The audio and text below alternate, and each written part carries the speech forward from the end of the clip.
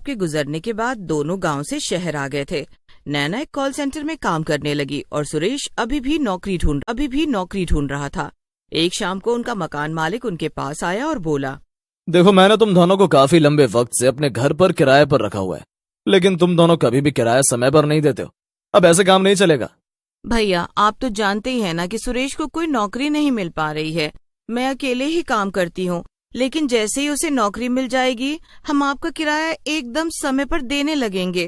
अरे अरे, कब से मैं यही कहानी सुन रहा हूँ। अब बस बहुत हुआ, मुझे अब से अपना किराया एकदम समय से चाहिए। और इतना ही नहीं, अब मैं किराया बढ़ा भी रहा हूँ।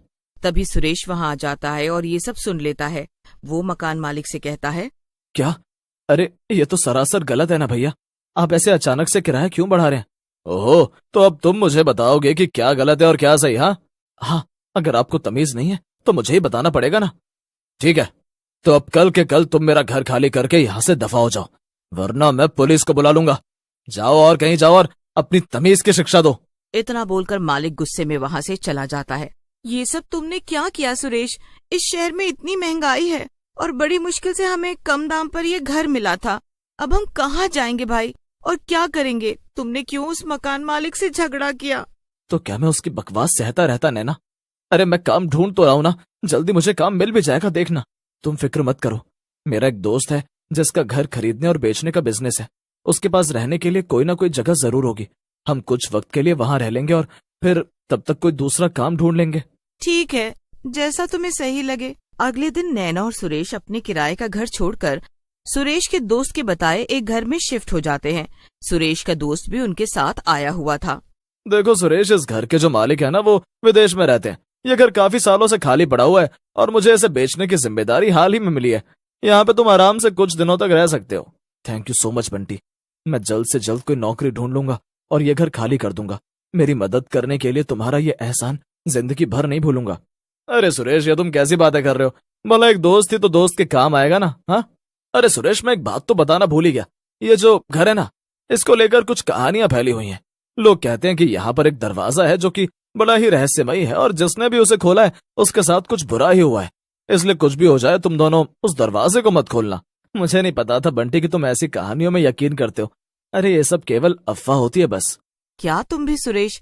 अगर बंटी कुछ कह रहा है तो मान लो ना। बंटी, तुम बिल्कुल भी फिक्र मत करो, हम उस दरवाजे से दूर रहेंगे। इसके बाद बंटी वापस अपने घर चला जाता है और सुरेश और नैना मिलकर घर की थोड़ी बहुत सफाई करने लग जाते हैं। रात हो जाती है और दोनों लोग खाना खाकर सोने चले जाते हैं। आधी रात में सुरेश को जोरों की भूख लगती है तो वो किचन की तरफ जाता है। आज मैंने रात का खाना ठीक से नहीं खाया था, इसलिए मुझे इतनी जोरों की भूख लगाई है। चलो जल्दी से कुछ हल्का फुल्का खा लेता हूँ और सो जाता हूँ। कल सुबह जल्दी उठकर नौकरी ढूंढने भी जाना है। सुरेश किचन से खाना खा के जब वापस अपने कमरे की तरफ जा रहा था तो उसे वही भूतिया दरवाजा दिखाई दिया। तो यही है वो रहस्यमय दरवाजा। ये नैना और बंटी जैसे पढ़े लिखे लोग भी कैसी कैसी कहानियों पे यकीन करते हैं। अभी तो नैना भी सो रही है, जरा मैं इसके अंदर जाकर देखता हूँ कि आखिर अंदर क्या है ऐसा। सुरेश बिना ज्यादा कुछ सोचे समझे दरवाजे को खोलकर अंदर चला गया। अंदर अंधेरा ही अंधेरा था और दूर दूर तक कुछ भी नजर नहीं आ रहा था। ओह, इस जगह तो एक भी लाइट नहीं है। जरूर बिजली वाला यहाँ आने से डर गया होगा, इसलिए यहाँ लाइट नहीं लगाई गई। चलो बहुत हुआ टाइम पास, अब वापस चलकर सो जाता हूँ, वरना कल सुबह आंख नहीं खुलेगी। सुरेश वापस जाने लगता है, तभी एक रोशनी उसका पीछा करने लगती है। सुरेश वापस दरवाजे से बाहर आ जाता है। वो रोशनी भी उसके साथ चली आती है। फिर वो अपने कमरे में जाकर सो जाता है। अगले दिन नैना उसे उठाने आती है। उठो सुरेश, क्या तुम्हें देर नहीं हो रही है? मुझे भी काम पे जाना है, मैंने तुम्हारे लिए नाश्ता बना दिया है, जल्दी से चलकर खा लो। नैना सुरेश की बातों को नजरअंदाज कर देती है और जल्दी से अपने काम पर चली जाती है। सुरेश भी नौकरी ढूंढने के लिए तैयार हो रहा था, लेकिन उसे पूरे टाइम यही महसूस हो रहा था कि उसके कंधों पर बहुत वजन है। जैसे तैसे सुरेश नाश्ता करके चला गया। ओहो, अभी तो मैं कुछ दूर ही चला हूं और अभी से ही मुझे ऐसा लग रहा है कि मानो मैं गिर जाऊंगा। नहीं, मुझे वापस घर जाना पड़ेगा, वरना मैं पक्का यहीं गिर जाऊंगा। सुरेश वापस घर आ जाता है और मुंह धोने के लिए बाथरूम के शीशे के सामने जाकर खड़ा हो जाता है। लेकिन जैसे ही वो शीशे में देखता है, उसके पैरों तले जमीन ही खिसक जाती है। उस पर एक भूत सवार था। ये क्या? भूत, भूत, बचाओ! चिल्लाना बंद कर, वरना मैं तुझे तुरंत खा जाऊंगा। क्या? नहीं, मुझे मत खाना, मैंने कुछ भी नहीं किया है। अरे ये कौन कहता है कि तूने कुछ किया है? तूने तो मेरी बड़ी मदद की है। तूने मुझे उस अंधेरे कमरे की कैद से आजाद किया है। तूने मुझ पर बड़ा एहसान किया है। अच्छा, तो अगर मैंने तुम्हारी मदद की है तो तुम ऐसे मुझे परेशान क्यों कर रहे हो? क्योंकि अभी तुझे मेरी और भी मदद करनी है। इतना कहकर भूत सुरेश के शरीर में घुस जाता है। अब सुरेश की आंखें एकदम लाल हो गई थी। तभी वहां पर नैना आ गई और सुरेश को ऐसे देखकर वो बहुत डर गई और उसकी चीख निकल गई। ये क्या है सुरेश, ये तुम्हें क्या हो गया है? मैं सुरेश नहीं हूँ। भूत नैना को पकड़ने के लिए उसकी तरफ बढ़ा, लेकिन डर के मारे नैना वहां से भागने लगी। भागते भागते नैना जाकर स्टोर रूम में छुप जाती है। हे भगवान, ये सब क्या हो रहा है? ये सुरेश को क्या हो गया है? अब मैं क्या करूं? ओह, याद आया, बंटी को फोन करती हूँ, वो आकर मेरी मदद जरूर करेगा। नैना जल्दी से बंटी को फोन करती है और उसे सब कुछ बता देती है। थोड़ी ही देर में बंटी घर आ जाता है और छुपते छुपाते स्टोर में जाकर नैना से मिलता है। अरे बंटी, सुरेश के अंदर कोई भूत आ गया है, वो बहुत डरावना लग रहा है। मुझे कुछ भी समझ में नहीं आ रहा कि क्या करूं। क्या कहीं ऐसा तो नहीं कि वो उस भूतिया दरवाजे को खोलकर उस कमरे में गया था? मुझे नहीं पता बंटी, मैं घर पर नहीं थी, हो सकता है कि ऐसा ही हुआ हो सकता है नहीं, मुझे तो पूरा यकीन है कि ऐसा ही हुआ है। जरूर उस कमरे में कोई भूत होगा जो सुरेश के साथ साथ बाहर आ गया। मुझे तो कुछ समझ नहीं आ रहा है नैना। थोड़ी देर तो नैना और बंटी वहीं पर चुपचाप बैठे रहते हैं। फिर नैना को एक आइडिया आता है और वो बंटी से कहती है, मुझे तो अब बस एक ही रास्ता नजर आ रहा है। हमें सुरेश को वापस उस कमरे में ले जाना होगा। वहीं से ये भूत आया है और इसे वहीं ले जाकर हराया जा सकता है। हाँ नैना, तुमने बिल्कुल सही कहा। मुझे भी यही लगता है कि ये भूत उस कमरे में ही सबसे ज्यादा कमजोर होगा, इसलिए वहां पर इसे हराना बहुत आसान होगा। तो देर किस बात की है, हम आज रात ही अपने प्लान को अंजाम देंगे बंटी। रात होते ही नैना और बंटी दोनों उस भूतिया दरवाजे को खोलकर उस अंधेरे कमरे में चले गए। यहाँ तो बड़ा अंधेरा है नैना, मुझे तो कुछ डर लग रहा है। चुप करो बंटी, ये डरने का समय नहीं है। अरे डरने का भी कोई समय होता है क्या नैना? अच्छा ये बताओ, तुम सुरेश के ऊपर सवार उस भूत को यहाँ लाओगे कैसे? बस तुम मेरे साथ इस दरवाजे से सट कर खड़े रहो। जैसे ही मैं तुमसे कहूँ, मेरे साथ सुरेश के पैर पकड़ लेना और उसे यहाँ अंदर खींच लेना। मैंने उसके लिए एक ऐसा जाल बिछाया है कि वो यहाँ जरूर आएगा। नैना और बंटी चुपचाप खड़े रहकर भूत के आने का इंतजार करने लगे। असल में नैना ने भूत के लिए एक जाल बिछा रखा था। उसने दरवाजे पे ही 2 मरे हुए चूहे रखे थे और उसका प्लान भी काम कर गया। भूत चूहों को सूंघते हुए वहां तक आ पहुंचा। तभी भूत को दरवाजे के पास पड़े चूहे नजर आते हैं। भूत लालच में आकर चूहों को खाने के लिए दरवाजे के पास आ जाता है। बंटी और नैना मिलकर भूत के पैर पकड़ उसे दरवाजे से अंदर खींच लेते हैं। अंदर आते ही भूत तड़पने लगता है। थोड़ी ही देर में वो सुरेश के शरीर से बाहर आ जाता है और दूर जाकर गिर जाता है। ओह नहीं, मैं फिर से इस कमरे में कैसे आ गया? यहाँ तो मेरी कोई भी शक्ति काम नहीं करती। मुझे जल्दी से यहाँ से बाहर निकलना होगा। भूत वापस सुरेश के शरीर में घुसने की कोशिश करता है, लेकिन उससे पहले ही नैना और बंटी सुरेश को उठाकर कमरे से बाहर ले जाते हैं। नैना जल्दी से उस दरवाजे को बंद कर देती है और भूत फिर से वहीं पर कैद हो जाता है। सुरेश और नैना उस घर को खाली कर देते हैं और वो भूतिया दरवाजा एक बार फिर से हमेशा के लिए बंद हो जाता है।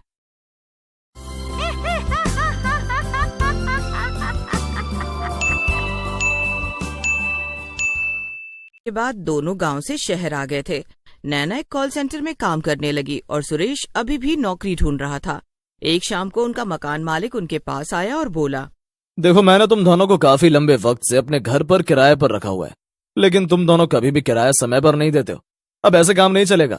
भैया आप तो जानते ही हैं ना कि सुरेश को कोई नौकरी नहीं मिल पा रही है। मैं अकेले ही काम करती हूँ, लेकिन जैसे ही उसे नौकरी मिल जाएगी हम आपका किराया एकदम समय पर देने लगेंगे। अरे अरे, कब से मैं यही कहानी सुन रहा हूँ। अब बस बहुत हुआ, मुझे अब से अपना किराया एकदम समय से चाहिए।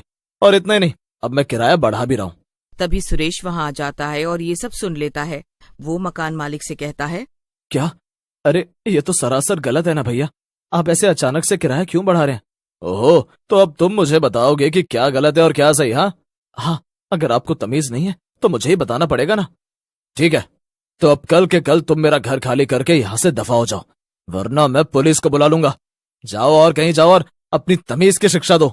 इतना बोलकर मालिक गुस्से में वहाँ से चला जाता है। ये सब तुमने क्या किया सुरेश? इस शहर में इतनी महंगाई है और बड़ी मुश्किल से हमें कम दाम पर ये घर मिला था। अब हम कहाँ जाएंगे भाई, और क्या करेंगे? तुमने क्यों उस मकान मालिक से झगड़ा किया?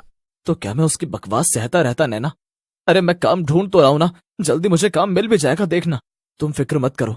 मेरा एक दोस्त है जिसका घर खरीदने और बेचने का बिजनेस है। उसके पास रहने के लिए कोई ना कोई जगह जरूर होगी। हम कुछ वक्त के लिए वहां रह लेंगे और फिर तब तक कोई दूसरा काम ढूंढ लेंगे। ठीक है, जैसा तुम्हें सही लगे। अगले दिन नैना और सुरेश अपने किराए का घर छोड़कर सुरेश के दोस्त के बताए एक घर में शिफ्ट हो जाते हैं। सुरेश का दोस्त भी उनके साथ आया हुआ था। देखो सुरेश, इस घर के जो मालिक है ना, वो विदेश में रहते हैं। ये घर काफी सालों से खाली पड़ा हुआ है और मुझे इसे बेचने की जिम्मेदारी हाल ही में मिली है। यहाँ पे तुम आराम से कुछ दिनों तक रह सकते हो। Thank you so much Bunty. मैं जल्द से जल्द कोई नौकरी ढूंढ लूंगा और ये घर खाली कर दूंगा। मेरी मदद करने के लिए तुम्हारा ये एहसान जिंदगी भर नहीं भूलूंगा। अरे सुरेश, ये तुम कैसी बातें कर रहे हो? भला एक दोस्त ही तो दोस्त के काम आएगा ना। हाँ, अरे सुरेश, मैं एक बात तो बताना भूल ही गया। ये जो घर है ना, इसको लेकर कुछ कहानियां फैली हुई हैं। लोग कहते हैं कि यहाँ पर एक दरवाजा है जो कि बड़ा ही रहस्यमयी है और जिसने भी उसे खोला है उसके साथ कुछ बुरा ही हुआ है। इसलिए कुछ भी हो जाए, तुम दोनों उस दरवाजे को मत खोलना। मुझे नहीं पता था बंटी कि तुम ऐसी कहानियों में यकीन करते हो।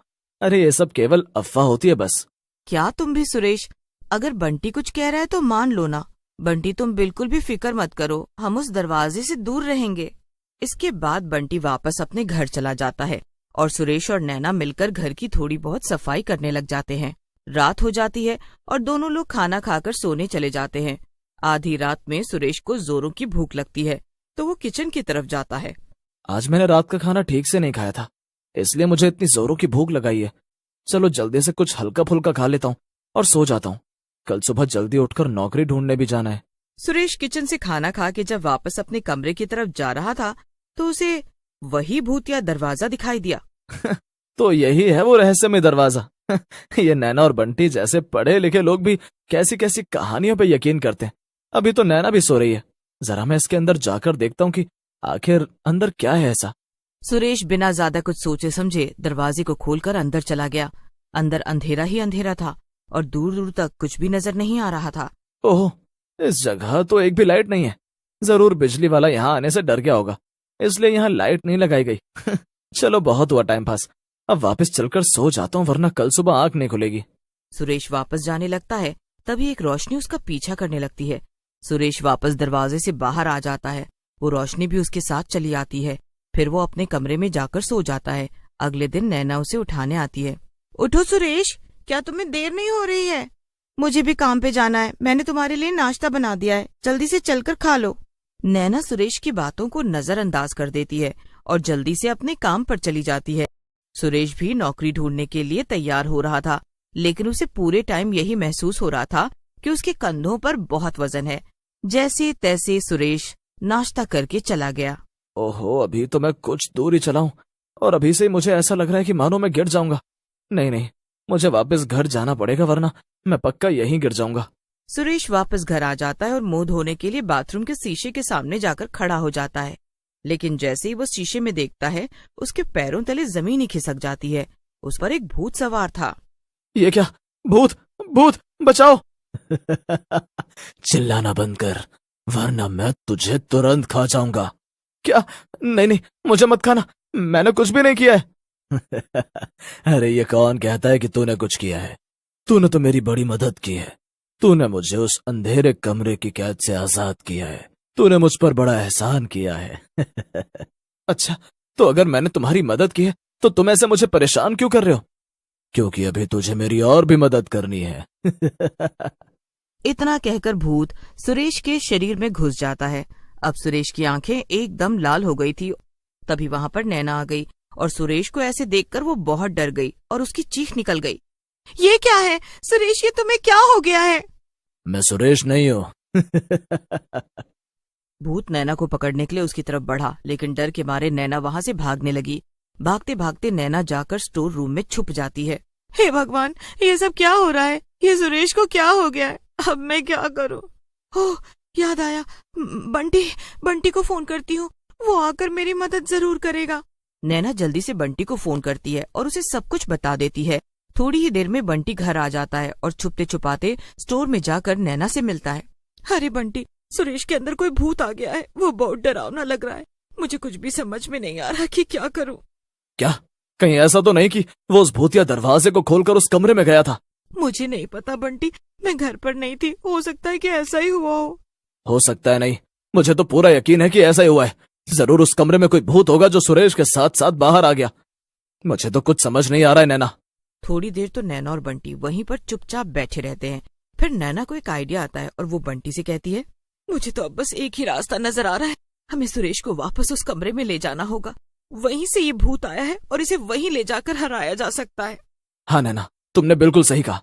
मुझे भी यही लगता है कि ये भूत उस कमरे में ही सबसे ज्यादा कमजोर होगा, इसलिए वहां पर इसे हराना बहुत आसान होगा। तो देर किस बात की है, हम आज रात ही अपने प्लान को अंजाम देंगे बंटी। रात होते ही नैना और बंटी दोनों उस भूतिया दरवाजे को खोलकर उस अंधेरे कमरे में चले गए। यहाँ तो बड़ा अंधेरा है नैना, मुझे तो कुछ डर लग रहा है। चुप करो बंटी, ये डरने का समय नहीं है। अरे डरने का भी कोई समय होता है क्या नैना? अच्छा ये बताओ, तुम सुरेश के ऊपर सवार उस भूत को यहाँ लाओगे कैसे? बस तुम मेरे साथ इस दरवाजे से सट कर खड़े रहो। जैसे ही मैं तुमसे कहूँ, मेरे साथ सुरेश के पैर पकड़ लेना और उसे यहाँ अंदर खींच लेना। मैंने उसके लिए एक ऐसा जाल बिछाया है कि वो यहाँ जरूर आएगा। नैना और बंटी चुपचाप खड़े रहकर भूत के आने का इंतजार करने लगे। असल में नैना ने भूत के लिए एक जाल बिछा रखा था। उसने दरवाजे पे ही 2 मरे हुए चूहे रखे थे और उसका प्लान भी काम कर गया। भूत चूहों को सूंघते हुए वहां तक आ पहुंचा।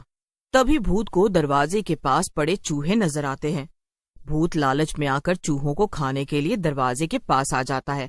बंटी और नैना मिलकर भूत के पैर पकड़ उसे दरवाजे से अंदर खींच लेते हैं। अंदर आते ही भूत तड़पने लगता है। थोड़ी ही देर में वो सुरेश के शरीर से बाहर आ जाता है और दूर जाकर गिर जाता है। ओह नहीं, मैं फिर से इस कमरे में कैसे आ गया? यहाँ तो मेरी कोई भी शक्ति काम नहीं करती। मुझे जल्दी से यहाँ से बाहर निकलना होगा। भूत वापस सुरेश के शरीर में घुसने की कोशिश करता है, लेकिन उससे पहले ही नैना और बंटी सुरेश को उठाकर कमरे से बाहर ले जाते हैं। नैना जल्दी से उस दरवाजे को बंद कर देती है और भूत फिर से वहीं पर कैद हो जाता है।